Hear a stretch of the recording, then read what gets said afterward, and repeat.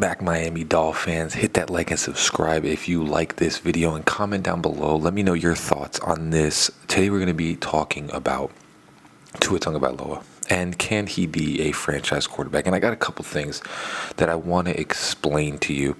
So right off the bat, we're going to talk about the injury history, and honestly, it's a big deal. And of course, he's been injured since college, and we all get that. Like, it's been one of those things that a guy just cannot stay healthy. But what I want you to pinpoint, and again, I'm not saying that this could get fixed. It's a very big problem, and if he can't fix this, then yeah, we need to move off of him and get somebody else. But the key to it is that Tua needs to understand what his game actually is. And I think the problem is, when you're getting compared to the top quarterbacks in the league, you're getting compared to Josh Allen, Lamar Jackson, Patrick Mahomes, a lot of players that can take off and run. And the problem is, and what Tua needs to understand, he's not that. Tua is not that. He's not a guy that's going to take off and run. And of course, this is something that has gone to the coaching staff and the general manager for not getting an offensive line for Tua Tagovailoa, because he takes off and runs. And some of the runs are fantastic. Like, people tend to think like he can't. Some of the rolling out runs have been fantastic. It's just the problem is he needs to understand that that's not his game. His game is not to take off and run. And what always ends up happening with Tua, because we saw it in his rookie year when he basically ran over a Jets defender, and he broke some dude's arm, a Falcons player's arm, running into him, trying to get the first down. He's got the dog, that heart in him to do those things. But the problem is he has to understand that it doesn't go his way ever. And when you look at all the injury history for Tua and what has occurred throughout his career in college and now especially in the NFL, is that his injuries only occur on stupid hits, like hits that he does not need to take, hits that honestly Peyton Manning, Tom Brady, all of those style of players never took. Because what he ends up doing is he thinks the same way that he used to when he's a kid still, and he thinks he could just take these shots. And of course, what's the difference with him is the pain tolerance. He can deal with pain as much as the next guy. Like, the pain tolerance for Tua is fine, but what he doesn't get is they won't let you get on the field if this is the case, because you're not a football player, you're a business investment. And when you are injured as a business investment, if someone were to see a weakness in the business investment, and instead of trying to solve the weakness, they just threw it out there and hope for the best, well, the business might fold. If they threw him back out there with the hip injury, he could have a very serious one, and then you've invested $100 million into a guy that can't play. So the injury history stems from just, honestly, lack of a better words, being stupid, like just being an idiot and taking off and running. And instead of, the problem is he wants to win the game so much. And here's the thing, and it could go back to the Buffalo Bills game.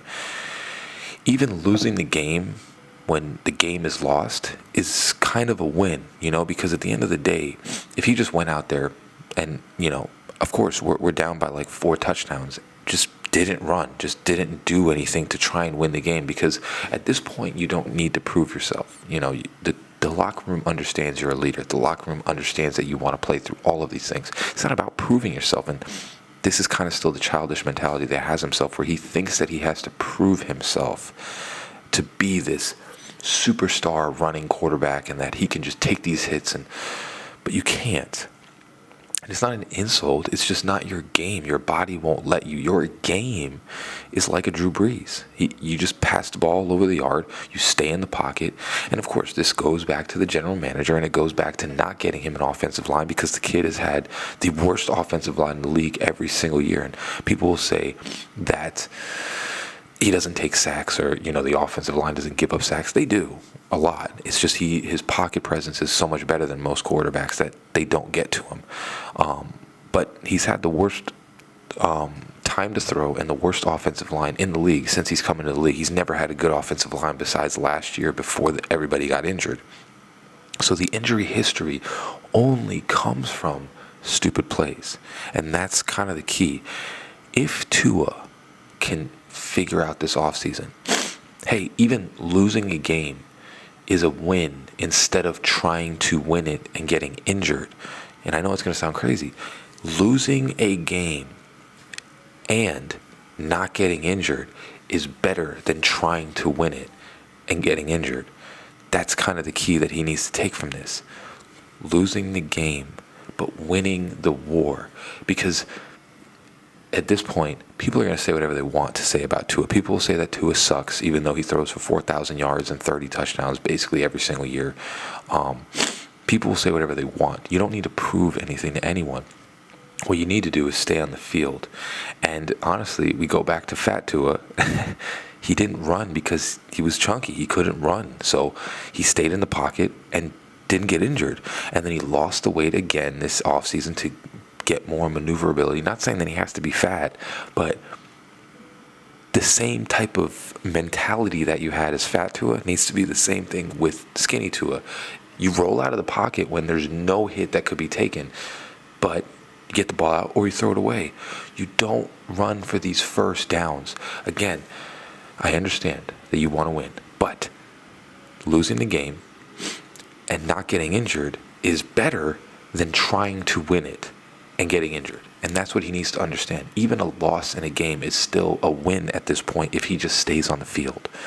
So that's the injury thing. Now, when it comes to Tua's talent, we're going to go over his stats. And, people will say whatever they want to say. There's going to be trolls all the time. But 2020, 1,800 yards, 11 touchdowns, 5 interceptions. Came in halfway into the year.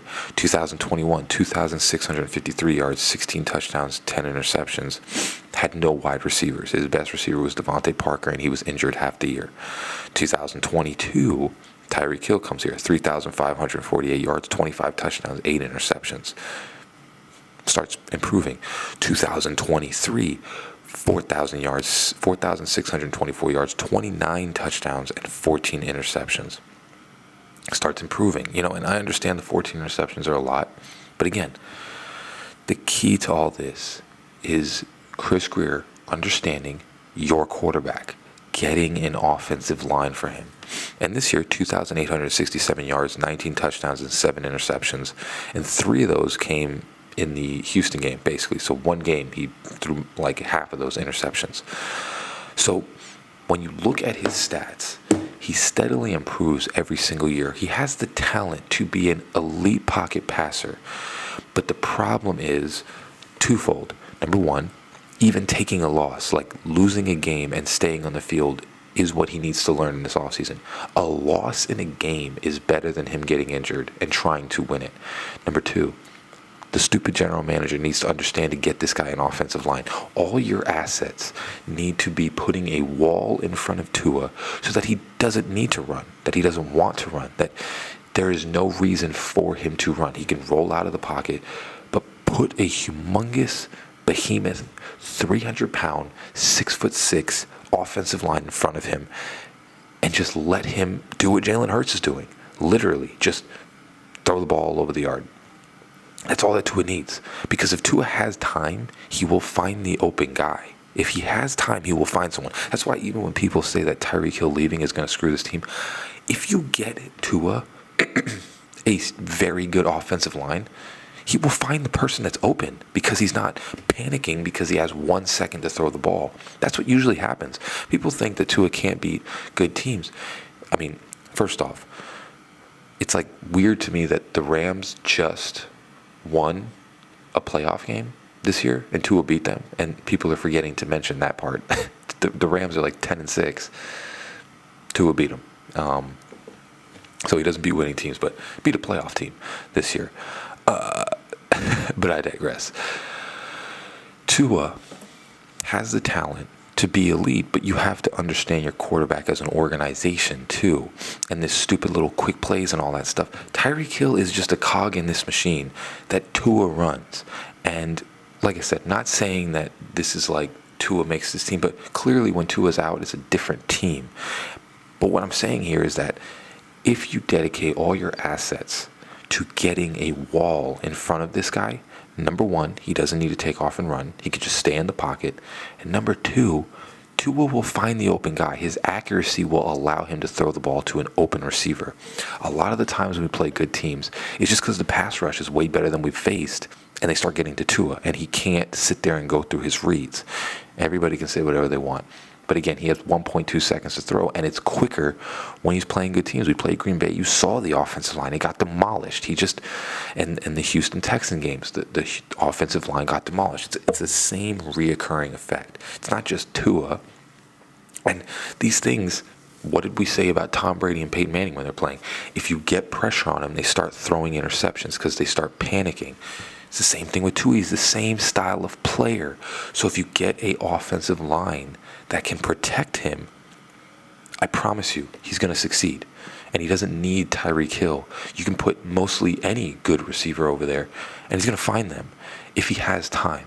And that's the key to this. The organization needs to understand that Tua needs a top 5 offensive line, and if you build that like they did with Drew Brees, Peyton Manning, Tom Brady, you will have an elite quarterback, and you'll beat the winning teams.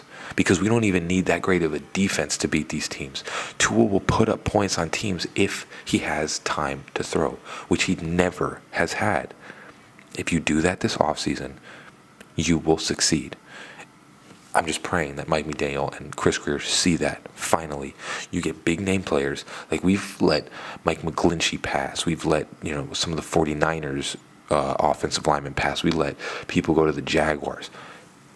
If you have enough cap space, if you can get enough room, sign a crap ton of offensive linemen and let Tua have a wall in front of him, and I promise you, he can be your franchise quarterback then. As always, guys, fins up, baby. Love you all. Let me know in the comments down below what you think about this video. Love you all. Peace.